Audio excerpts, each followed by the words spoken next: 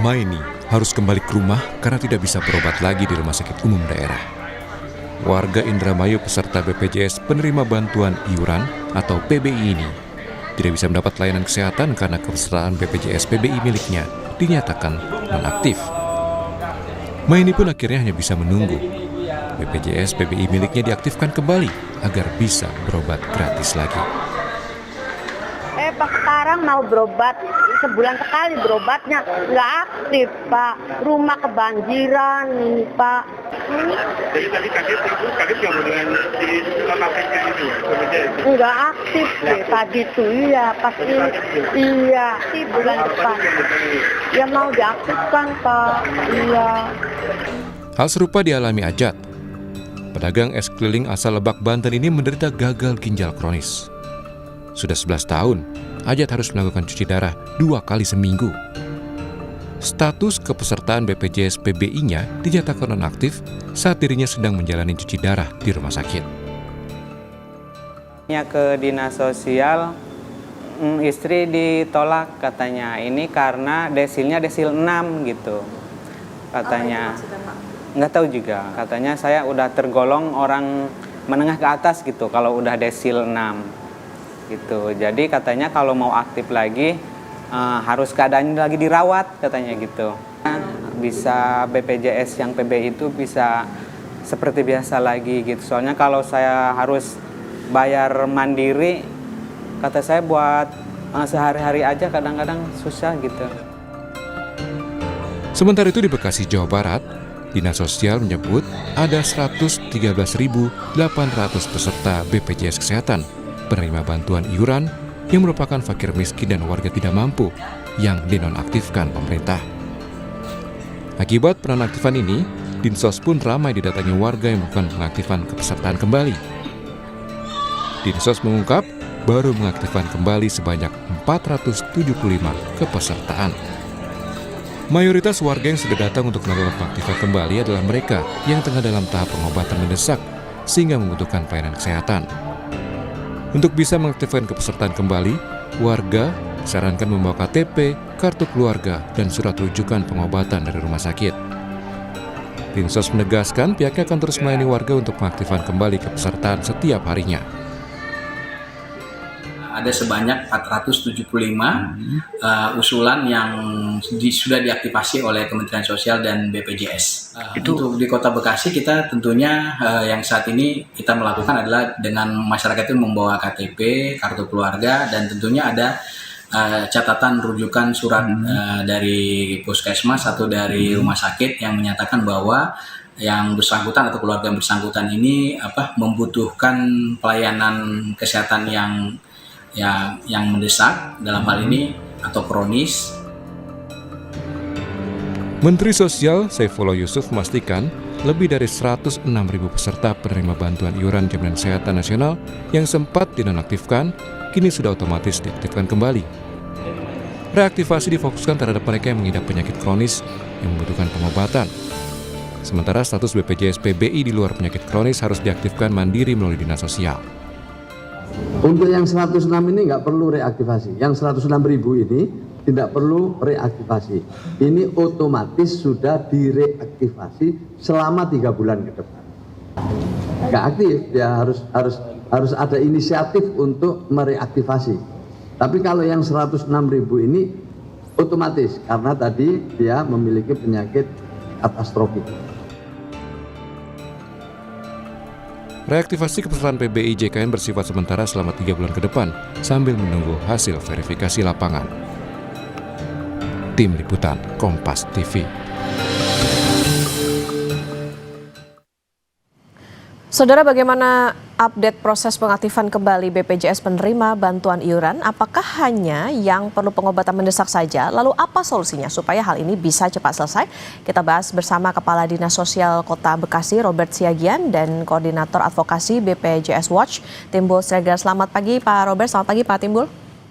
Selamat pagi Pak Kadis, Mbak Pak Okta. Robert. Assalamualaikum warahmatullahi wabarakatuh. Waalaikumsalam warahmatullahi wabarakatuh. Saya ke Pak Robert dulu. Pak Robert, kalau tadi dalam pengantar kan Mensos bilang sudah ada 106.000 yang sudah direaktivasi, berarti artinya sudah bisa digunakan kembali. Nah, kalau di Kota Bekasi sendiri, sudah ada berapa peserta BPJS menerima bantuan iuran yang sudah diaktifkan kembali, Pak? Apa saja syarat yang bisa dilakukan masyarakat untuk bisa diaktifkan kembali? Ya, terima kasih Mbak Okta, pemirsa Kompas TV yang berbahagia. Kami di Dinas Sosial Kota Bekasi menindaklanjuti proses aktivasi terhadap penonaktifan peserta BPJS PBIJK atau APBN ini sejak tanggal 2 Februari sampai dengan kemarin tanggal 11 Februari. Kita sudah menerima pengajuan masyarakat sebanyak 922 dan sampai dengan kemarin malam sudah disetujui oleh Kemensos sebanyak 907, Mbak Okta. Jadi memang proses ini terus berjalan tentunya bagi masyarakat yang saat ini betul-betul membutuhkan untuk pelayanan. Itu yang kami lakukan terus pelayanan, dan masyarakat itu datang ke Dinas Sosial Kota Bekasi dengan membawa KTP tentunya, kartu keluarga dan surat rujukan tadi sebagaimana yang sudah disampaikan, dan kami melakukan input ke dalam sistem aplikasi SIKNG.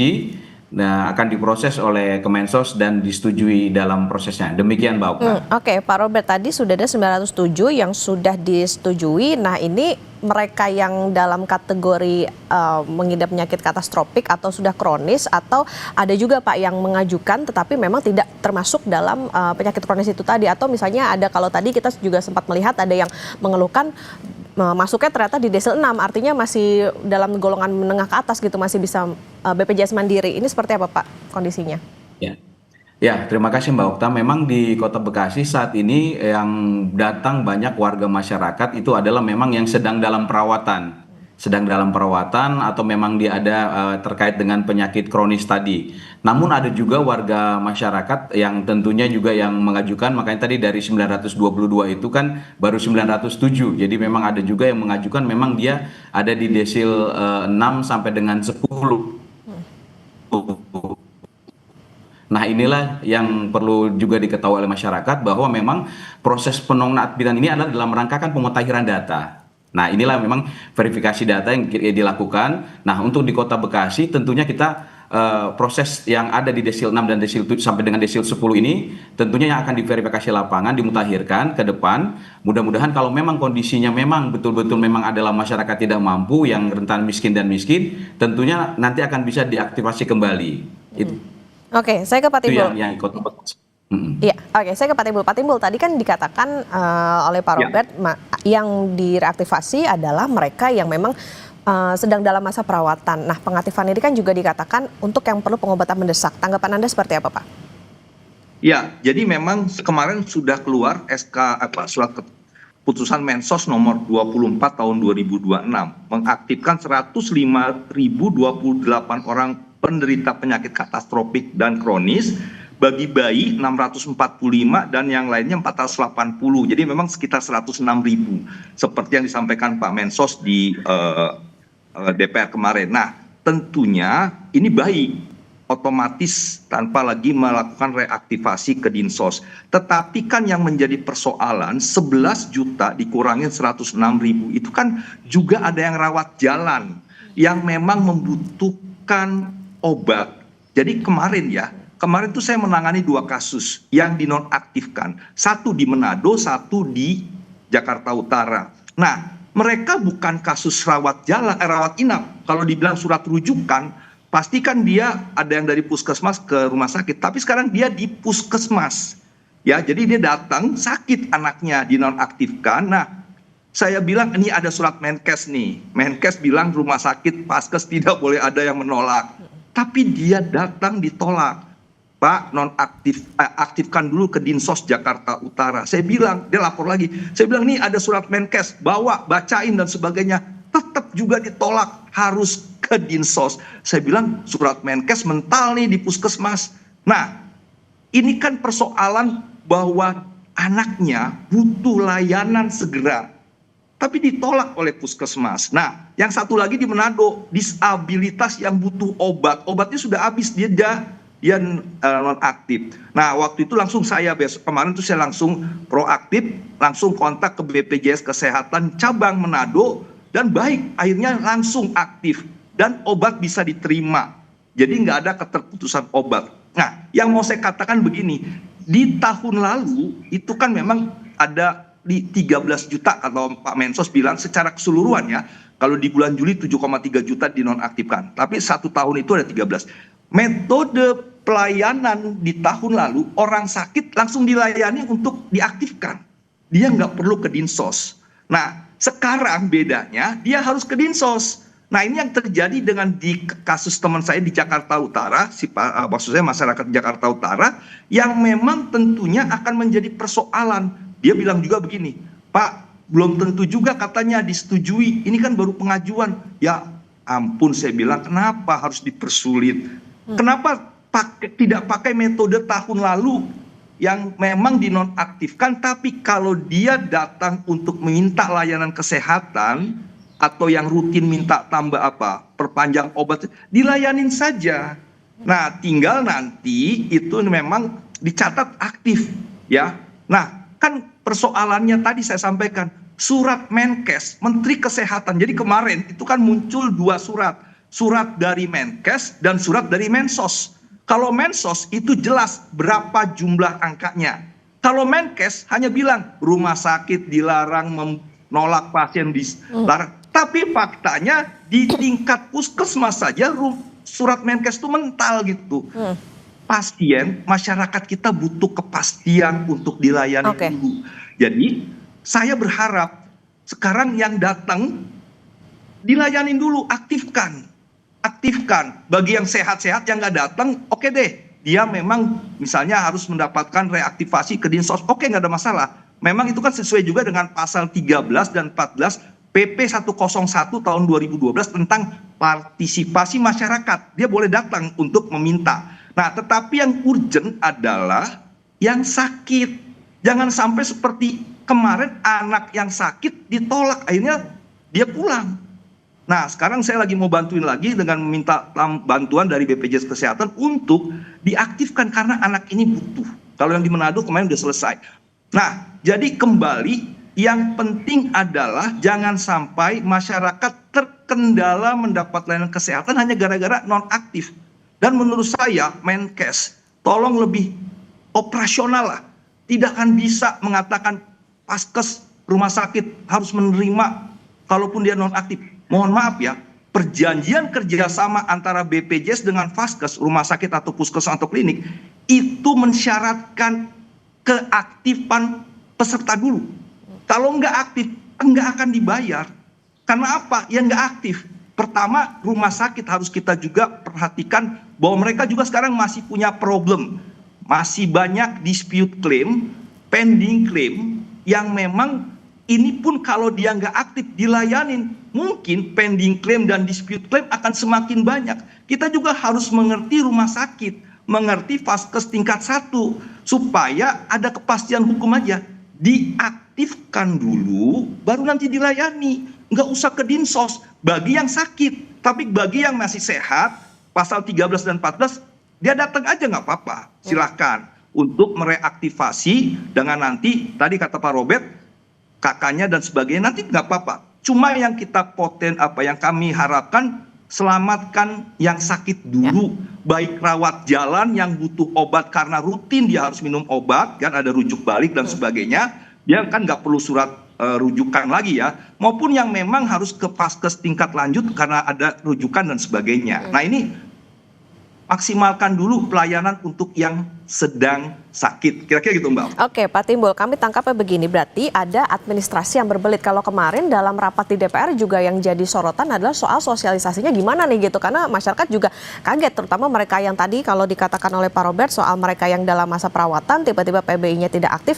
Nah, kalau dari Pemkot Bekasi, Pak Robert, informasi yang diterima sebelumnya soal penonaktifan BPJS PBI ini seperti apa, komunikasi, sosialisasi harus dilakukan seperti apa, Pak? Apakah ada jeda waktu untuk bisa memberitahu bagi pemegang PBI ini gitu bahwa mereka akan dinonaktifkan dalam rangka itu tadi untuk relokasi data dari Kemensos?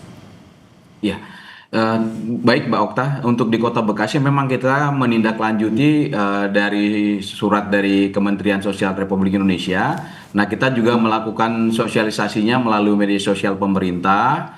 Kita juga menyampaikan melalui RT RW, dan tadi malam juga kita baru melakukan juga sapa warga yang diprakarsai oleh Bapak Wali Kota. Kita menyampaikan kepada seluruh RT RW di Kota Bekasi melalui Dinkes, BPJS dan Dinas Sosial, proses-proses yang bisa dilakukan masyarakat dalam aktivasi seperti yang tadi disampaikan Pak Timbul.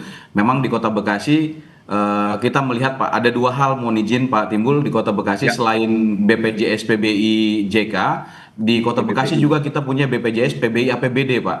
Jadi pada masyarakat tadi yang memang mendesak, yang belum bisa diaktifasi secara nasional, pemerintah Kota Bekasi juga melakukan langkah cepat dengan melalui PBI APBD Pak. Sehingga mudah-mudahan di Kota Bekasi bisa kami cover sehingga masyarakat tidak perlu panik karena pemerintah tetap hadir untuk melayani. Demikian Pak Timbul.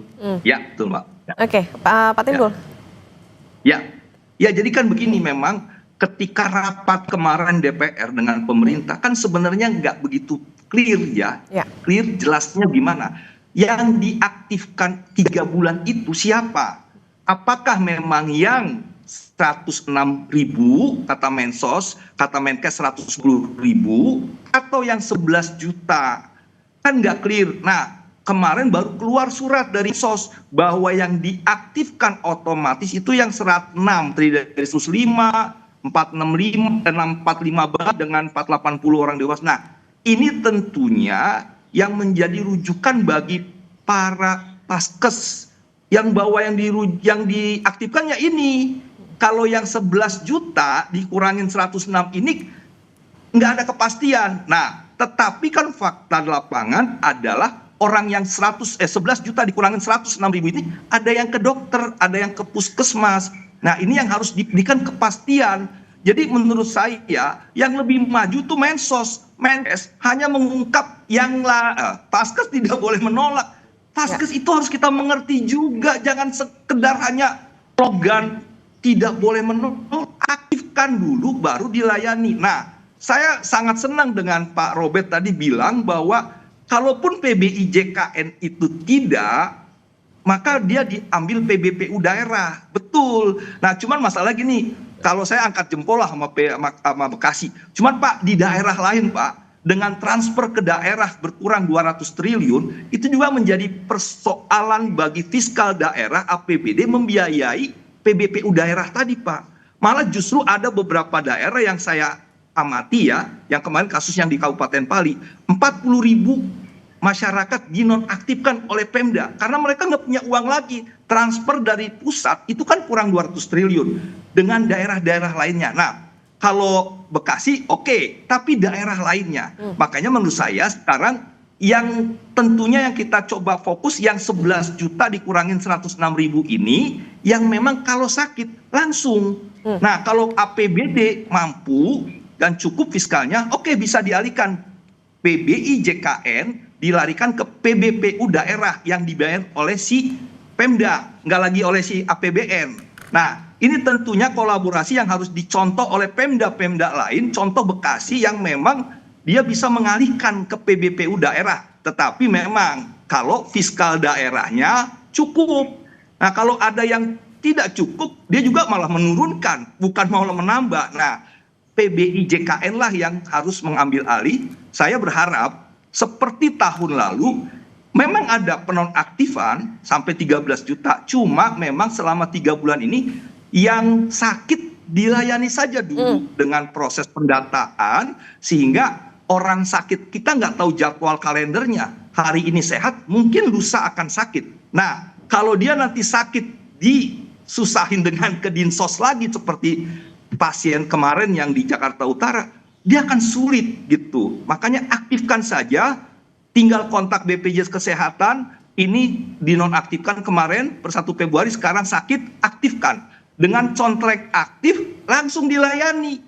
Nggak ada lagi perdebatan, rumah sakit harus menerima, rumah sakit harus, nggak usahlah bernarasi seperti itu. Yang penting ada kepastian juga bagi rumah sakit. Kalau rumah sakit melayani tidak aktif, ya nanti ada pending claim lah, dispute claim lah, meningkat lagi. susah juga buat Vaskes seperti itu. Itu Pak Timbul, berarti begini, kemarin kan Menkes bilang pasien BPJS PBI dilayani aja meskipun masih dalam proses reaktivasi. Kalau tadi Pak Timbul bilang ya orang sakit nggak ada di kalender, nggak tahu kapan bisa sakitnya. Nah sebenarnya apa yang nantinya bisa jadi masalah ke depan kalau misalnya peserta yang non aktif ini tetap dilayani oleh rumah sakit, Pak Timbul? Ya, jadi kan artinya yang tadi saya bilang rumusnya kan adalah yang dilayani dengan perlindungan JKN adalah pasien aktif. Kalau Vaskes melayani yang tidak aktif, apalagi tadi bilang nanti proses reaktivasi. Kan reaktivasi kan juga belum tentu langsung 1 menit 1 detik kemudian selesai. Kan dia harus ke Dinsos lagi. Kalau Dinsosnya dekat, kalau Dinsosnya jauh, kemudian belum tentu pengajuan disetujui. Kan artinya ada ketidakpastian, sementara si pasien harus mendapatkan layanan langsung. Nah, ini yang menurut saya sekarang pakailah metode tahun lalu yang memang datang sakit aktifkan, tinggal kontak BPJS. Nah, ini yang bisa memberikan kepastian mengenai nanti 3 bulan, dalam proses 3 bulan dilakukan proses cleansing lagi atau pendataan, dilakukan. Itu kan sesuai dengan janji yang ada di DPR. Nah, saya sih hanya mau mengatakan begini, bahwa pasien yang sakit ini yang dinonaktifkan berhak atas kepastian hukum aja untuk dilayani, ya. Karena tentunya ke Dinsos mereaktivasi juga bagian-bagian hal yang mudah tadi jalannya. Nah, seperti periode lalu juga, dia itu reaktivasinya kemana? Ke puskesmas saja. Jadi sekalian datang reaktivasi, nggak usah ke Dinsos. Kalau ke Dinsos kan Jakarta kemarin puskesmasnya di sini dibilang Dinsosnya agak jauh Pak. Ya udahlah jalanin aja lah. Tapi akhirnya kan belum tentu dapat juga. Yang penting sekarang lakukanlah seperti tahun lalu. Yang tahun lalu tadi saya dibilang 13 juta. Sekarang masih 11 juta. Nah, kemarin ya, semalam saya ketemu dengan Pak Mensos, dengan Pak Dirut BPJS Kesehatan di sebuah stasiun TV. Pak Mensos bilang, ya udah kita akan coba untuk mengatakan bahwa yang sakit datang ke Vaskes untuk dilayani. Ya, misalnya dia gawat darurat ke rumah sakit, terima di IGD.